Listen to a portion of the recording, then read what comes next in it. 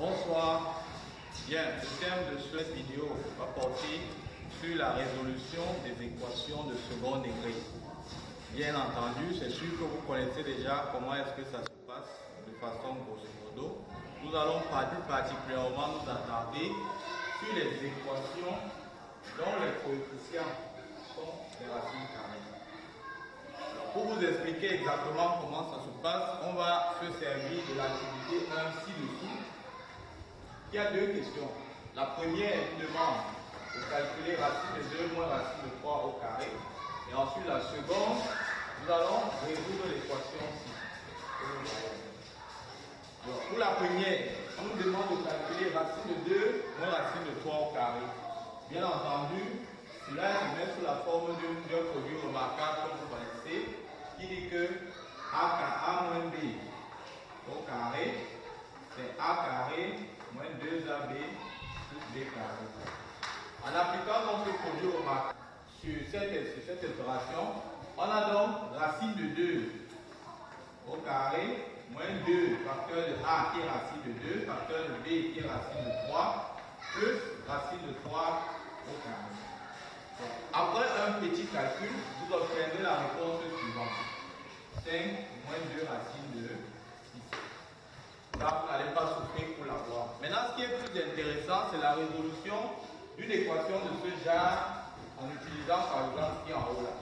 Je sais que quand vous avez ce type d'équation, il y en a certains qui vont fuir, c'est-à-dire vont laisser l'équation parce qu'ils se disent que c'est bon. Okay?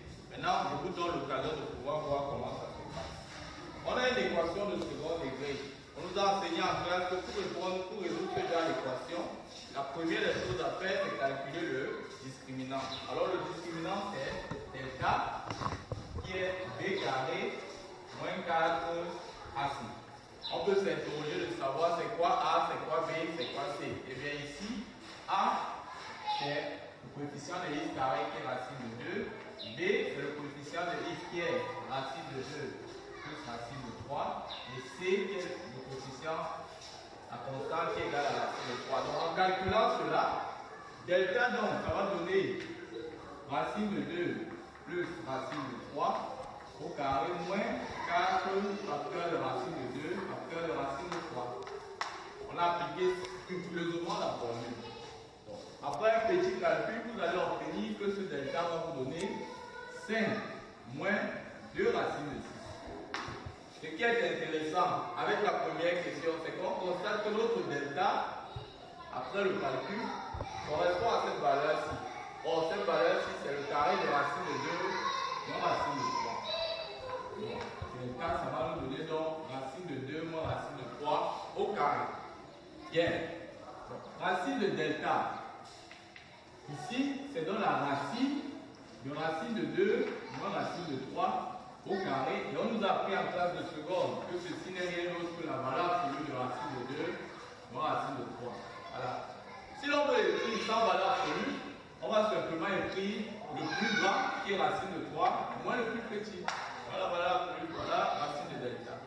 Donc une fois qu'on a racine de delta, on va donc calculer x1 et x2 qui sont les racines de cette équation. Donc x1 en appliquant la formule c'est donc moins b moins racine de delta sur 2a, c'est-à-dire c'est égal à moins racine de 2 moins racine de 3 moins racine de 3 plus racine de 2 sur 2 facteur de racine de 2. Donc, après un petit calcul, ça va nous faire moins 2 racines de 3 sur 2 racines de 2 qui va donner moins racine de 3 sur racine de 2. Quand je calcule maintenant x2, ça me fait moins b plus racine de delta sur 2a. Après un petit calcul, ça nous donne moins racine de 2 moins racine de 3 plus racine de 3 moins racine de 2 racine de 2. C'est-à-dire c'est égal à moins 2 racines de 2 sur 2 racines de 2 qui donne moins 1. Dès qu'on l'a calculé, on donne l'ensemble solution qui est moins racine de 3 sur racine de 2 et moins 1. Et c'est fini. On a donc résolu l'équation. Merci.